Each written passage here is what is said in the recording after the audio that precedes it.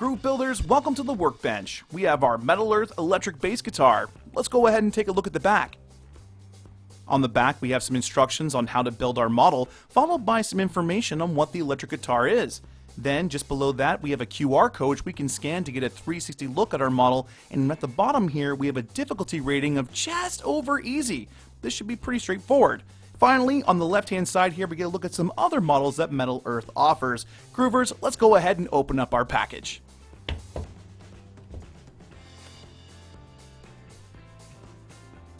We have our instructions, and we have our one sheet of metal. And look at this bass guitar. That looks really neat. Alright, Groovers, let's go ahead and get building.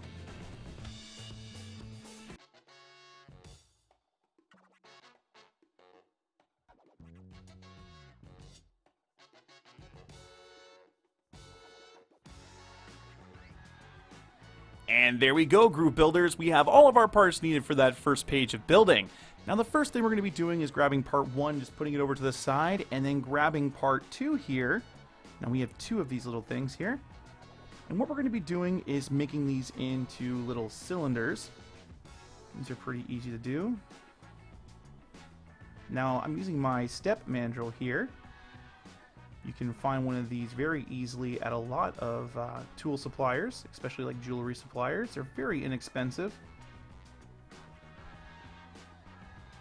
Great for 3D metal models if you're new to the hobby. What I'm doing now is I'm going to roll the piece. I'm going to get that really nice edge that I want. And then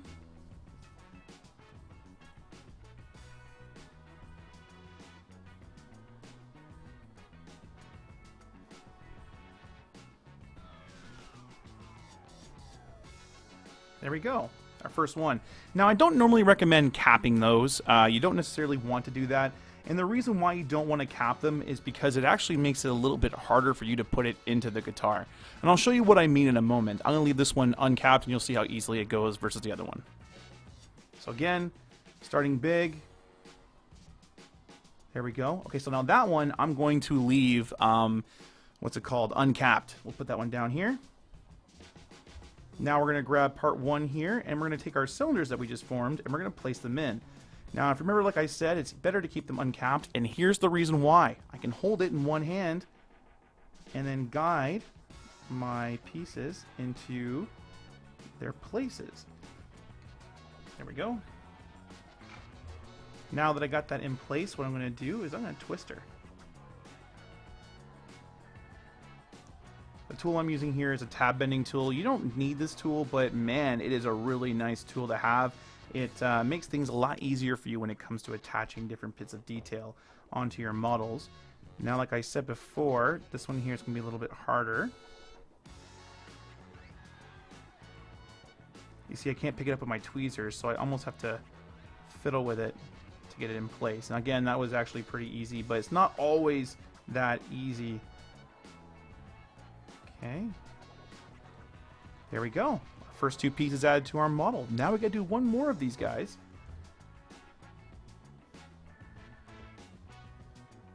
Same thing, we're gonna start bigger and work our way down. The important thing is to really make sure that you're bending every piece of the metal here, or every part of the metal on this piece. It's really important. If you don't get that little piece at the edge, what ends up happening is you get a little teardrop, and you can work it out, sure, but it's always better to not have that, right? Okay, put that down to the side. Grab our little part here. Now another thing here, in my experience, these pieces, as you just saw, like to go for a little ride every once in a while, especially if you don't grab a large part of the piece in your tweezers. So, if you have a magnet laying around, that's a good thing to have. Other than that, stay away from carpeted areas. I've lost a few pieces over the years into the carpet. I built my dad, actually, a Batmobile, the classic Batmobile. And it's really cool. It's a model we haven't done here on the show yet, but I will be doing it when we cover the Batman series. And the little shifter on the inside I lost on the carpet. It was a bummer. Not that you could really notice, and he loved the car, so it all worked out, but I still feel bad that I lost that shifter. And no, they did not give you an extra one in the package. And yes, I could have called Metal Earth, but I didn't. All right, so there we go. I have all of my parts added there. That looks pretty neat. Now we can move on to the next section. Now this is probably the hardest part of the entire build, if I say so. This part we're coming on to now, and that's actually forming the guitar. Now you can sit here and you can freehand this whole thing. I don't recommend that. I really don't. What I recommend doing is actually starting with your piece and working around the frame. We're going to do that now, and I'm going to start with part 5 here. Okay, so I know this cut might be a little drastic, and the reason why that is because I messed up kind of hard. And I'm going to explain how not to mess up as hard as I just did, and understand how easy models can also be a little bit complicated sometimes, especially when we're trying to rush through them, which is not what I should be doing right now. Okay, so we have these 3 pieces here, which are all nice and bent. Now, I think I'm going to be able to work this out just fine. You can straighten pieces out with a pair of tweezers or a pair of pliers. It's a lot easier to do. Now, if you look, you have part 5, you have part 6, and you have part 4. Now, the thing is, all of these have varying lengths. And the most important thing to remember is that part 4 here, you want to have the longer side, which is this side here, go on the left side of the guitar, and the shorter side go on the right side of the guitar. So we're going to start by doing that first, okay? So again, short is going on the right side of the guitar, and long is going to the other side. And what we're going to do is just follow the pathway, or if you will, the edge. You really need minimum pressure here to get this in its spot. Now, mind you, my pieces have already been bent, so you might see me doing a little bit more work than you would typically need to do. I'm also going to be more careful with my tabs because I don't want to break anything. That's a big thing, especially with these two, because I've done a lot of bending with them already. I want to be very careful with them. Now, let's do this. Bring this in here, that. Bring this like that, slightly in the groove there. All right, I'm happy. Okay, now we're going to look at part 5 and part 6. Now it's important to take a look here again and make sure that you have the right one. The long one is the part 6 and the short one is part 5. So this one right here, which I originally bent as part 5, is part 6, and this one here is part 5. Again, looking at the opposite end of where the 2 little tabs are here, this one here, which is part 5, is shorter than the one here on part 6. See the difference? Pretty interesting stuff. Okay, let's move on. And again, I'm just following that. Now, once I get to about halfway, what I'm going to do is I'm going to bend these over, and that's going to be like my save point for video games. That's my save point. I'm happy with that is. My tabs are inserted. I'm going to, for the last time, lock this side right here. Very good. And again, I'm just going to follow my edges. Now, once I'm done, I'm going to go back over here and kind of work this out a little bit more just to kind of get a nice shaping. Now, when it comes to these big pieces right here, these big moves you're going to have to shape, my suggestion is to use your tweezers and to use it to help you get the shape. But if you notice what I'm doing, I'm not dragging my tweezers. Instead, what I'm doing is actually lifting them up and bending as I go. The reason why I'm doing this is I do not want to scratch the metal, nor do I want any hot spots. So I'm doing this slowly to get what I want. Now there's a little burr there. I'm going to take care of that little burr. There we go.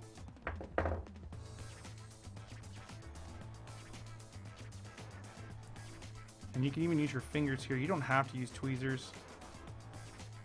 Tweezers are just more accurate.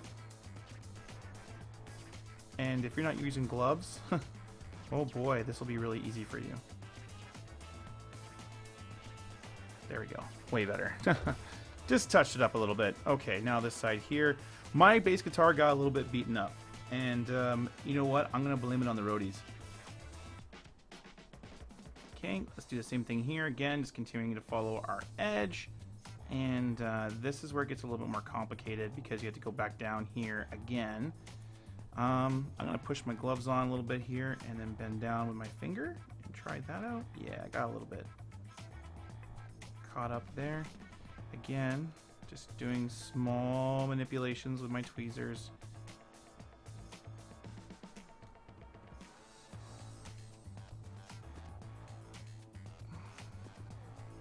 Okay. Now I'm going to bend that down. All right. And bend that up. Bend that up. All right. There we go. That was tricky. But now that we have everything established here and connected, looking pretty nice, we need to go and add more parts.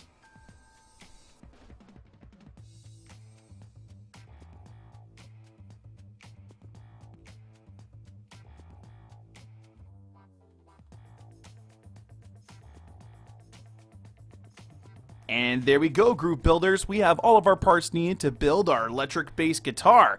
Now let's grab part number 7 here. Whoops, leave that there. And what we're going to do with part 7 is we're very carefully going to bend these edges down. Now I have some detailed tweezers here which allow me to grab a little bit more of my piece than your traditional pair of tweezers. And that's going to help me bend this.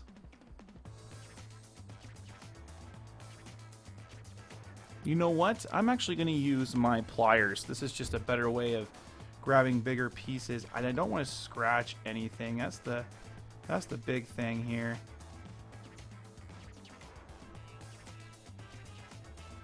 Nothing's worse than when you're working on a model and you start noticing one of your tools is marking it up. That's too bad. You know, these are really good for a long time. I might be able to sharpen them up or something on the inside, but that's a bummer. Okay, well, we've bent what we need to bend, and now we need to add part 8 to the top here. And what we're going to do with part 8, because it's a very, very small piece, is we're just going to bend the kind of a triangle with it.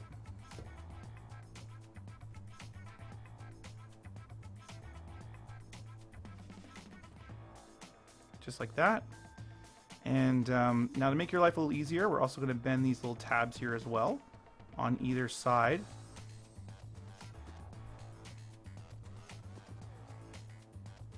And that's just going to make it easier for us to put it inside its little spot. Just going to twist this guy right here.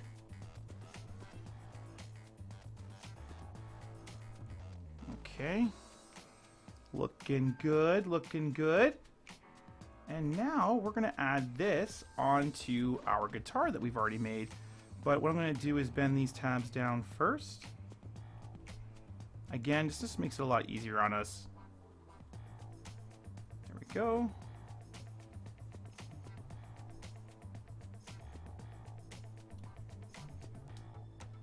Secure this guy in really tightly.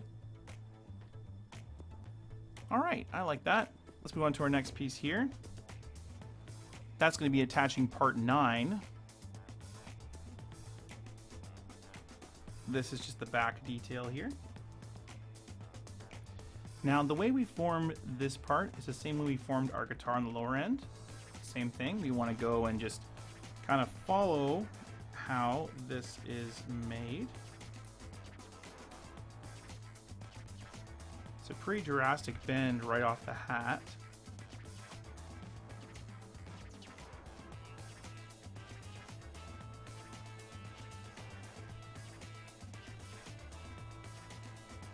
Now what I'm doing right now is kind of really emphasizing the detail that this handle has, okay?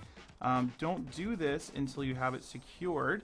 And the reason why I'm doing it right now halfway through is just because I don't want to get too far and not be able to get the proper bends that I need.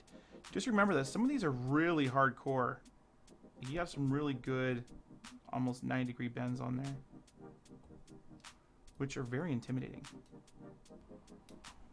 That one down. All right. Now I'm just going to form it out a little bit. There is a heaping tab right here. I didn't see that. It's a massive piece.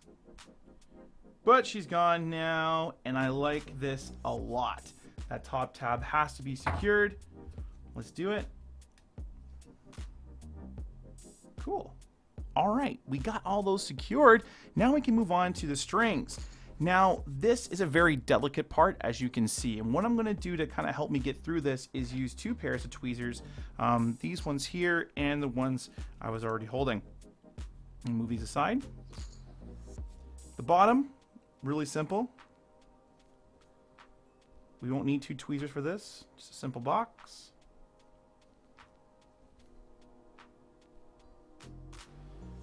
And then when you get up here, I'm actually might not need them. Let me see. Huh. You know what? It's actually okay. They're big enough that you don't have to worry about them warping. Sometimes when you run into some pieces like this, it's actually really easy to warp them. So the best thing to do is to do what I was going to do before, which is use 2 pairs of tweezers, one to hold and the other one to bend. It just makes everything easier for you. Now that we have this guy done, we can install them. Grab, turn, grab and turn, grab and turn. Cool. Still not really too happy with how this back looks at the moment. I'm gonna have to go through and really kind of like play with her to get her the way I want her to be, because I didn't really do a good job there. So, but I don't get these strings in place.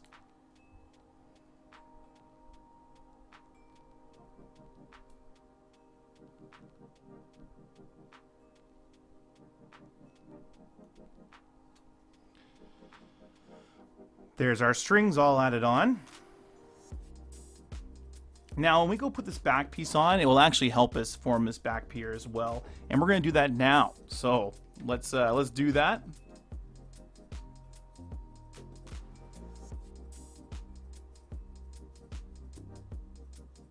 Now, as you're going around and securing these backs here, one thing I have noticed, the hardest ones to get in are these guys right here.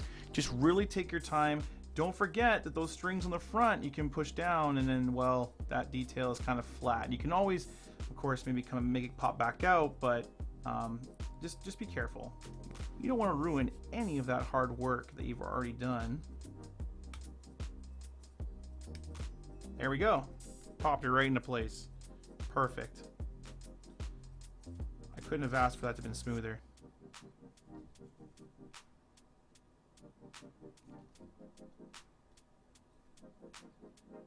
Yep, there she is. We got her. Woo! That was a chore. But now I can form her out a little bit without putting any pressure on the front. Look at that. Doesn't that look really cool? I mean, that looks so neat. I mean, I don't know, a little electric bass. Ba-dum, ba-dum, ba-dum, ba-dum, ba-dum. Good stuff.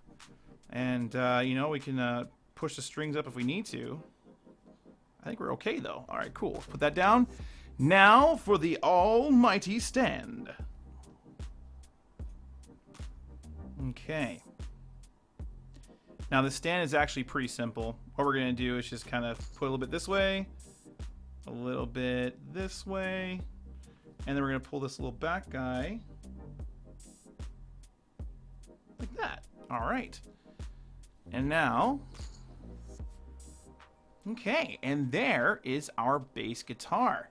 I need to clean it up a little bit, but after a little bit of a shine, she'll be really nice.